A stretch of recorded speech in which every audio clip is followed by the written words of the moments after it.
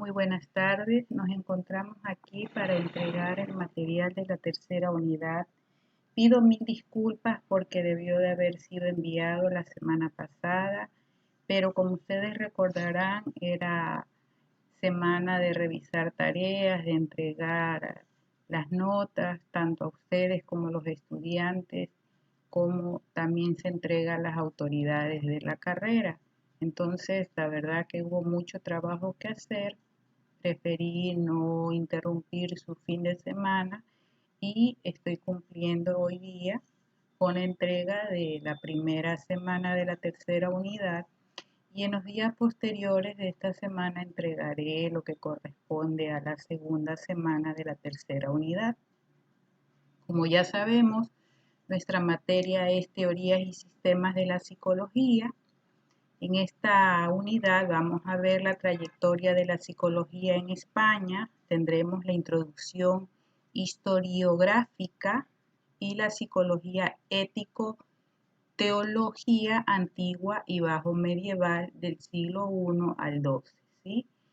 Es un tema que lo vamos a trabajar con el escrito de un artículo científico, y tal vez cuando ustedes lo estudien en sus horas autónomas lo van a encontrar en primera persona, es decir, que el autor nos hablará desde su yo. Entonces, yo trataré de evitar esa situación, pero si ocurre, sepan comprender por qué. Asimismo, quisiera hacerles conocer que el resultado de aprendizaje de esta unidad es identificar conceptos, categorías y principios de los diferentes enfoques y teoría de la psicología, ¿sí?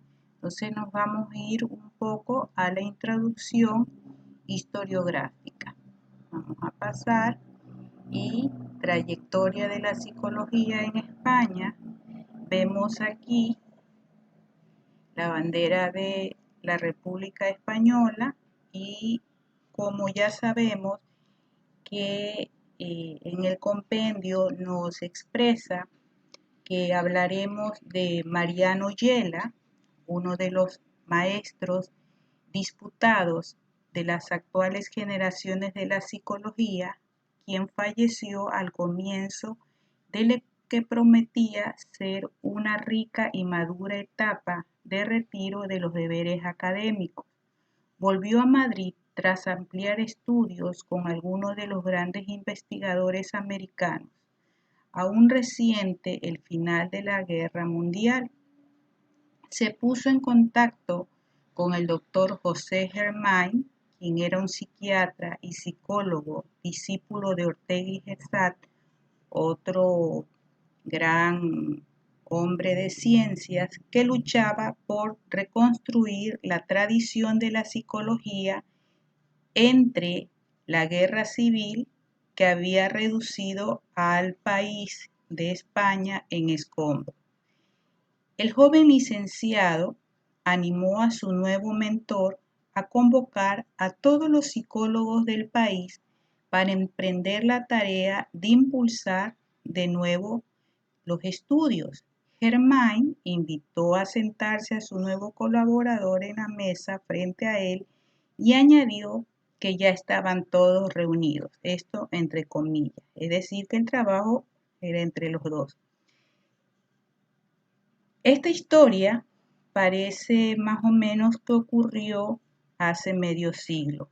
Hoy las cosas enteramente son otras en este país de España, ya que es uno de los países que alcanza mayor proporción de profesionales en el área de la psicología por número de habitantes, y ha llegado a contar con cerca de 30 universidades donde se cursan estos estudios. Aquí tenemos dos ejemplos, ¿sí? Tenemos la facultad de UCM, tenemos el logotipo y aquí tenemos el edificio. Asimismo, hay más de medio centenar de publicaciones especializadas y se celebran continuamente reuniones, congresos, aquí hablaba el segundo tipo, que vienen a ser ejemplos de seminarios, sobre las más variadas cuestiones que hoy dominan este campo. La psicología española está ya conectada con la que se hace en otras partes, singularmente de Europa y América. Los especialistas participan en pie de igualdad con los extranjeros en trabajos conjuntos desarrollados dentro y fuera del país. El cambio ha sido extraordinario. Durante este siglo, en realidad, se ha producido en un tiempo aún más corto, desde que a finales de los años 60 se creó la licenciatura en psicología bajo el impulso de un reducido círculo de discípulos de Germain y Yela, ya mencionados: José Luis Pinillos, Miguel Sigán, Francisco Secabas, Esaú Pertejo, Manuel Ubeda, José Fortaza y pocos más. El ritmo de crecimiento no cesó de aumentar. Primero crecieron los alumnos, tras ellos hubo que crear todo lo demás. En la actualidad, ya en el tiempo en que es un tiempo en el que empieza a ser necesario disponer de historias que hagan posible una identidad colectiva. Entonces vemos cómo ha ido creciendo y nos estamos refiriendo a lo que es la actualidad, ¿no es cierto? Regresando a lo que es la cultura española, está dominada en parte desde mediados del siglo pasado por una preocupación de modernización y de renovación, que impulsa a aproximarse a los nuevos desarrollos científicos, al tiempo de que los grupos de mentalidad conservadora veían por lo menos con desconfianza las peligrosas novedades de la modernidad. Esta tensión entre innovación y reacción, que afectó muy fuertemente a los saberes relativos al humano desde el evolucionismo hacia la filosofía o la psicología, aparece formando el nervio bien singular que denomina una perspectiva institucional. Interesan las instituciones y grupos sociales que de modo más o menos estable llegaron a dar cabida de una u otra forma a las nuevas doctrinas y promovieron su difusión al par que las condicionaron. Las ciencias modernas resultan impensables sin instituciones que las apoyen, le den recursos para la investigación y creen para ellas un espacio social. La psicología no ha sido ninguna excepción en esto y en general ha progresado cuando ha tenido el apoyo del mundo universitario, posibilitando su especialización. Por eso ustedes, como futuros profesionales de la psicología y pertenecientes a esta nueva era, y más que nada siendo los fundadores de lo que es la psicología virtual en la Universidad Técnica de Manabí de Puerto Viejo, deben de esforzarse porque el nivel científico académico de ustedes no sea limitado, ¿sí? Deben de ser de la media para arriba. Y cuando hablamos de la media, bueno, es por limitaciones actuales, pero no siempre debe de ser así. Entonces, veamos el ejemplo de cómo hizo surgir España esta profesión para acuñarlo y ustedes lograr superar si es posible. El caso de España es bastante claro. La psicología ha sido un saber importado que comenzó interesando a ciertos grupos de educadores abiertos a las novedades científicas y a las cuestiones filosóficas.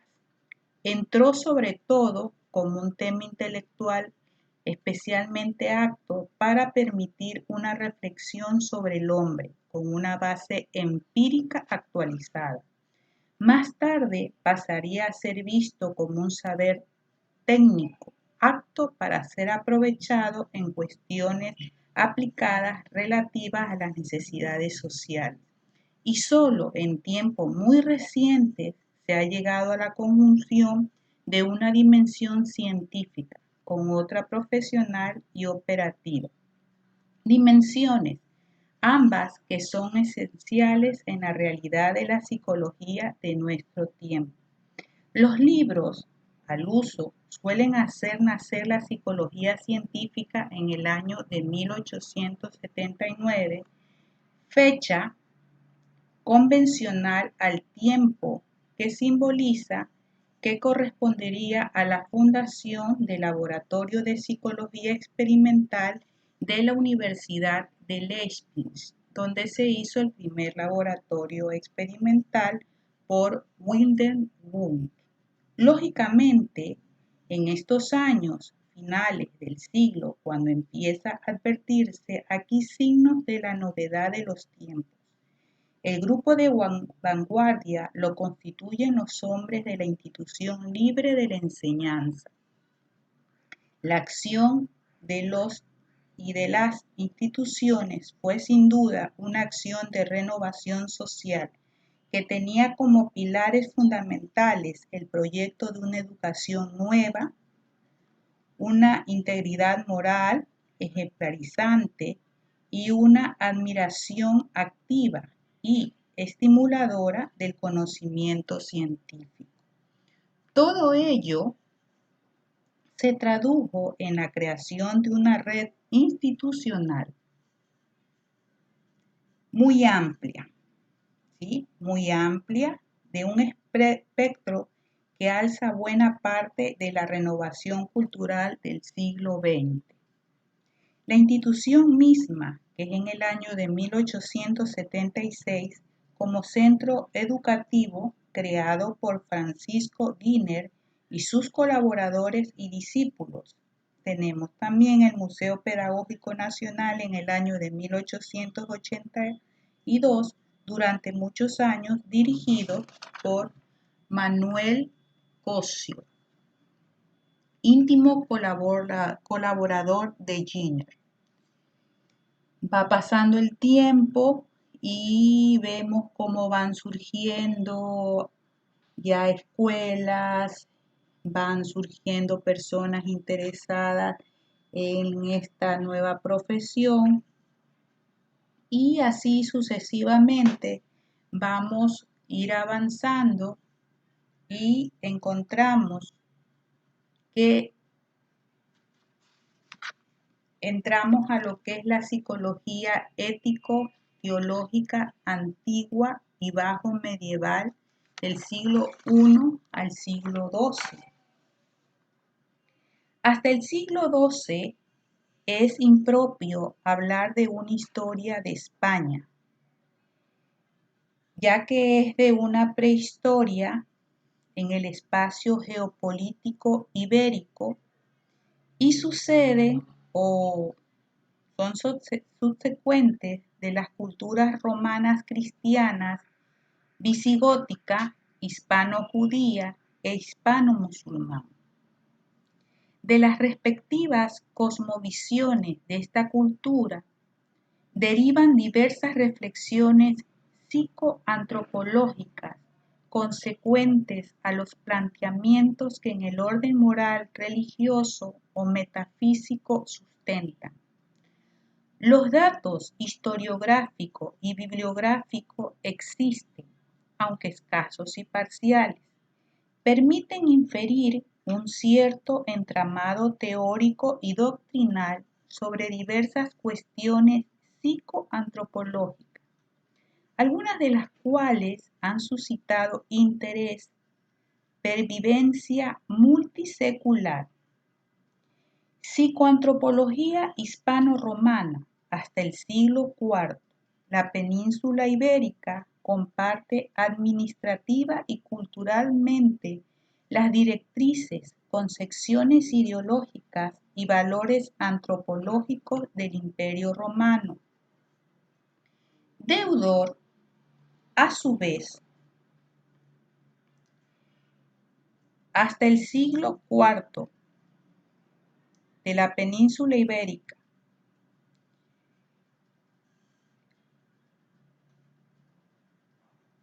A la cosmovisión antropológica estoica, el hispano-romano Lucio Aneo aporta una de las contribuciones éticas psicológicas de mayor arraigo en la cultura española.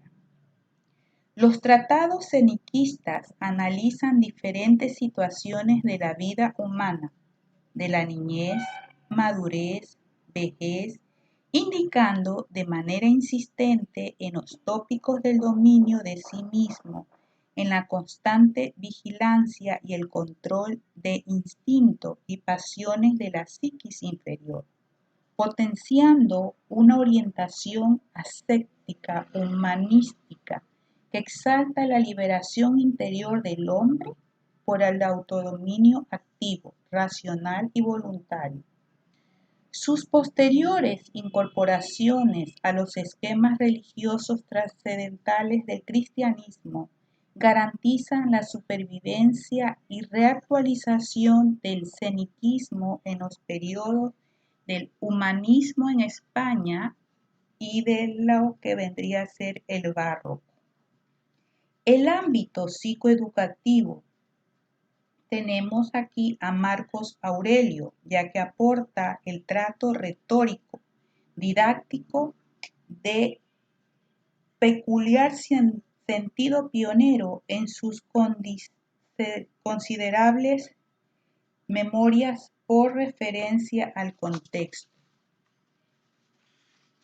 Finalmente, tenemos a Gades, autor de una vida, y a Pitágoras y Calcídico, traductor de latín y comentador de varios diálogos platónicos, particularmente del Timeo, contribuyeron eficazmente a las transmisiones hacia un mundo medieval, no sólo en la psicoantropología dualista y espiritualista, neoplatonizante, sino también por contraposición de las doctrinas médicas naturalistas de Hipócrates. Y también aquí tenemos a Empedocles. Psicoantropología patrística visigótica durante el periodo patrístico de los siglos V al VII, España está sometida al turno hemogénico de diversos pueblos bárbaros, con el dominio final de la monarquía visigótica convertida en cristianismo. En el marco común de la cultura teológica moral cristiana, apologista y catequítica de los valores religiosos trascendentales hasta entenderse las contribuciones psicoantropológicas aportadas por eclesiásticos de origen hispano, entre los que destacan San Isidoro. Tenemos a San Martín de Braga, quien nace en el año de 1510 y muere en el año de 1580. Eclesiástico consagrado a la cristianización del pueblo en las regiones de Galicia y norte de Portugal. Es autor de diversos escritos pastorales, exhortativos al comportamiento ético virtuoso cristiano, en lo que se integra la moral ascética cenequista. También tenemos a San Isidoro de Sevilla, nacido probablemente en Cartagena en el año de 1556, en Sevilla el 4 de abril y muere en el año de 1636.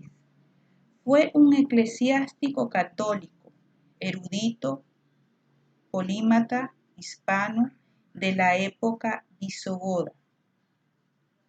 Fue arzobispo de Sevilla durante más de 3 décadas, desde 599 hasta 636. Es venerado como santo por la Iglesia Católica y contado entre los padres de la Iglesia. también es uno de los 4 santos de Cartagena. Psicoantropológica hispana musulmán. La antropología de los contextos musulmanes elaborada desde España ha de comenzar con una crítica a los estudios clásicos del Islam y a la construcción de este. Así vemos cómo los estudios sobre las comunidades musulmanas en Europa no han podido separar de los lugares de origen a esta población.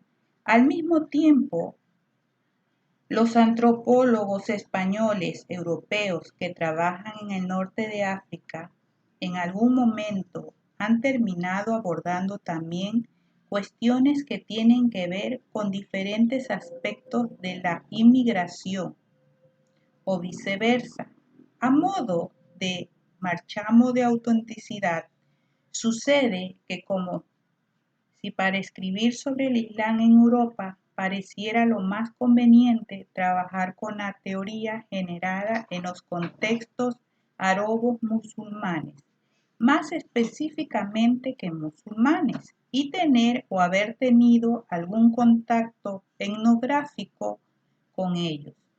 Así, la inmensa mayoría de las y los autores que escriben sobre el Islam en Europa tienen como horizonte teórico lo que se escribió sobre estos contextos árabo-musulmanes. Por ejemplo, hay correspondencia y continuidad conceptual entre lo que Saba Mahood en el año de 2004 escribe sobre mujeres que comienzan a emprender o a aprender el Corán en las mezquitas y a usarlo para su vida cotidiana, con el trabajo de Rose en el año de 2004 en relación a las afroamericanas, conversan al Islam y las negociaciones en su vida diaria en Estados Unidos. Se trata en los dos casos de mujeres musulmanas, una de antropología de los contextos musulmanes del Islam, que para nosotros ubicar disciplinariamente los estudios, objeto primario de aquel encargo, y que traza una línea que va desde la antropología colonial en Marruecos hasta la antropología de las comunidades musulmanas en España. Tenemos entonces que aquí estamos dando por terminado lo que concierne a esta primera semana. No quiero cerrar este trabajo muy pequeño sin antes comentarles que ya la docente autora va a arreglar en la plataforma lo que es a la fecha del test y darle los parámetros que hacen falta para los trabajos en los cuales ustedes tienen que elaborar lo que va a ser la entrega de los deberes de esta tercera unidad. Por favor, si hay alguna duda en los temas respectivos de la tercera unidad, les pido que no dejen de escribir o de preguntar, ¿sí? Para así poder alcanzar la nota máxima que tanto es del agrado de todo estudiante. Por mi parte es todo. Cualquier situación, por favor hágalo mediante la plataforma o a los números celulares por medio de WhatsApp de la docente autora y de mi persona en horarios hábiles, por favor. Ya saben ustedes que en horarios fuera de atención, es decir, pasada las 7 de la noche o los fines de semana, a veces no resulta muy adecuado, pero en horarios hábiles de 8 a 7 de la noche con todo el gusto. Dios me los bendiga, estaremos muy pronto en contacto. Feliz noche porque para mí ya está empezando la noche. Bye.